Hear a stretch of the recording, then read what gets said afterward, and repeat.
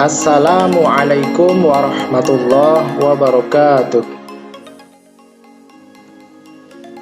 Qala Allahu ta'ala fil Qur'anil Karim, a'udzu billahi minasy syaithanir rajim. Bismillahirrahmanirrahim. Subhanaka la ilma lana illa ma 'allamtana innaka antal alimul hakim. Shadaqallahul adzim.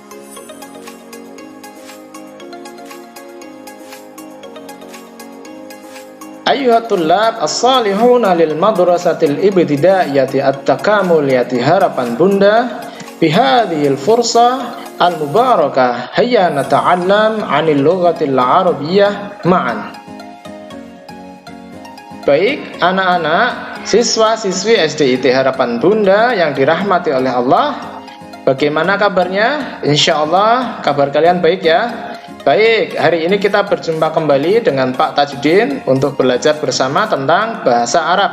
Nah, materi apa yang akan kita pelajari? Kita lihat bersama-sama. Anak-anak sekalian yang dirahmati oleh Allah, kita melanjutkan materi kita tentang kata kerja lampau atau kemarin kita sebut dengan fi'lul madhi ya. Nah, kemarin kita sudah membahas tentang perubahan atau rumus fi'lul madhi ya, yang berbeda-beda sesuai dengan subjeknya. Ingat, kita masih membahas tentang subjek hari ini ya. Subjek apa kemarin?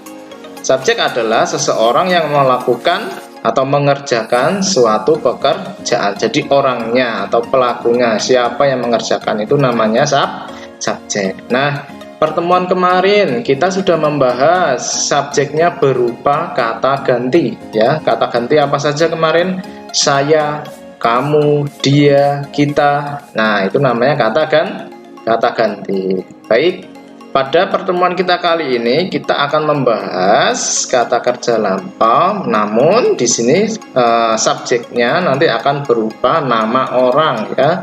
Jadi bukan kata ganti saya, kamu, dia, bukan seperti itu ya. Nanti pada pembahasan kita kali ini subjeknya berupa nama orang, bukan berupa kata ganti. Nah, tentunya nanti akan ada dua nama ya, baik itu nama laki-laki dan nama seorang perempuan. Yuk kita langsung saja ke materinya. Kita menuju ke subjek yang berupa nama seorang laki-laki. Bagaimana ketika kata kerja lampau atau fi'lul madhi jika mempunyai subjek berupa nama orang atau nama seseorang ya. Nah, sekarang kita membahasnya berupa nama seorang laki-laki. Nah, rumusnya seperti apa ya? Ternyata rumusnya sebenarnya sudah kita pelajari kemarin ya. Nah, ini jika subjeknya nanti berupa nama seorang laki-laki, maka rumusnya sama dengan rumus dari kata ganti huwa. Nah, kemarin sudah kita bahas ketika subjeknya berupa huwa, maka rumusnya adalah ya ini kita ulangi lagi. Ketika berupa huwa subjeknya, maka strip plus strip plus strip tanpa ada tambahan di belakang. Berarti ya kita masih ingat ya, ketika subjeknya berupa huwa, maka nanti kata kerjanya berupa kata kerja dasar, belum ada atau tidak ada tambahan di belakangnya ya. Contoh nih, ada kalimat dia laki-laki sudah membaca. Nih, dia laki-laki, arti dari kata huwa ya, ini kata ganti. Subjeknya berupa dia laki-laki ya, pekerjaannya berupa membaca. Masih ingat gak kemarin bahasa Arabnya membaca apa? Membaca bahasa Arabnya adalah qara'a. Nah, kita sudah tahu ini bahasa Arabnya dia laki-laki sudah membaca karena kemarin sudah kita pelajari bahasa Arabnya adalah qara'a ya. Dia laki-laki sudah membaca, bahasa Arabnya adalah qara'a. 3 huruf, belum ada tambahan, tidak ada dan tanpa tambahan di belakang. Berarti ini nanti disebut dengan kata kerja dasar ya, tanpa tambahan. Nah, kalau berupa nama orang, seorang laki-laki, nih contoh ada sebuah kalimat nih, Yusuf sudah membaca. pada kalimat ini subjeknya adalah Yusuf. Yang melakukan pekerjaan membaca adalah Yusuf namanya. Ini nama seorang laki-laki.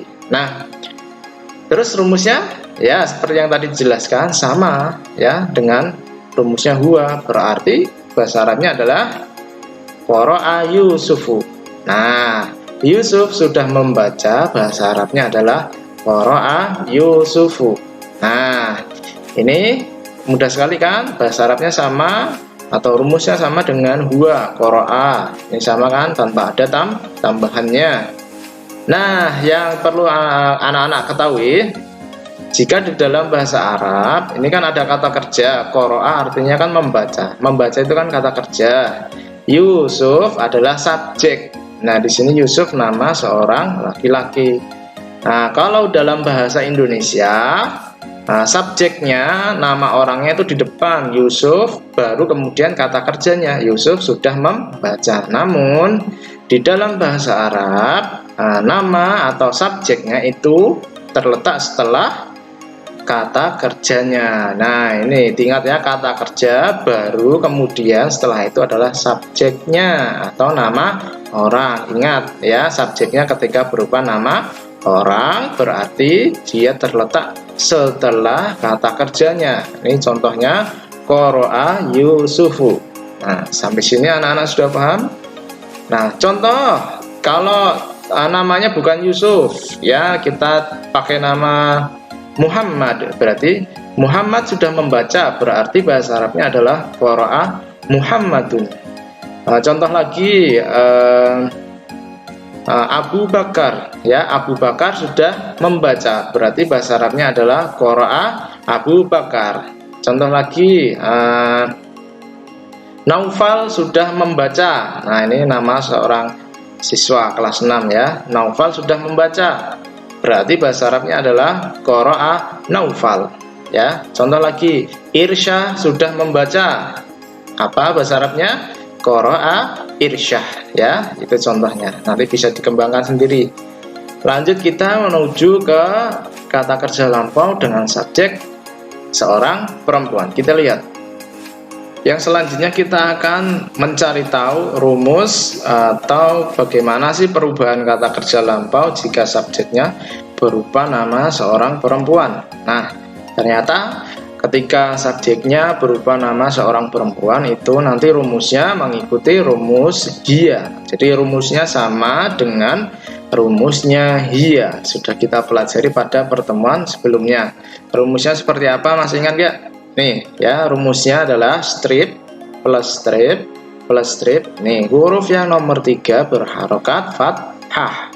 Nah, yang terakhir di belakangnya diberi huruf tambahan berupa tak berharokat sukun ya. Ingat, tambahannya berupa tak berharokat sukun. Kita lihat contohnya langsung.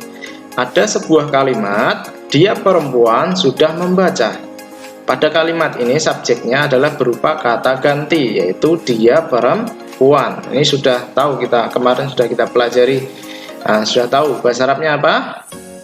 Ya, qaraat ya. Ini tambahannya tak berharokat sukun ya. Qara'a ditambah tak berharokat sukun. Dia perempuan sudah membaca, bahasa Arabnya adalah qaraat. Nah, ini kalau berupa kata ganti.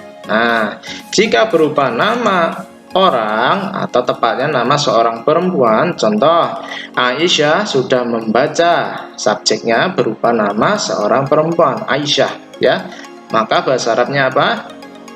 Nah, ingat tadi kata kerjanya dulu, baru kemudian setelahnya nama atau subjeknya, berarti qaraat Aisyah tuh, qaraat Aisyah ya. Jadi subjeknya di belakang ya, yang di awal atau yang pertama adalah kata kerjanya dulu ya.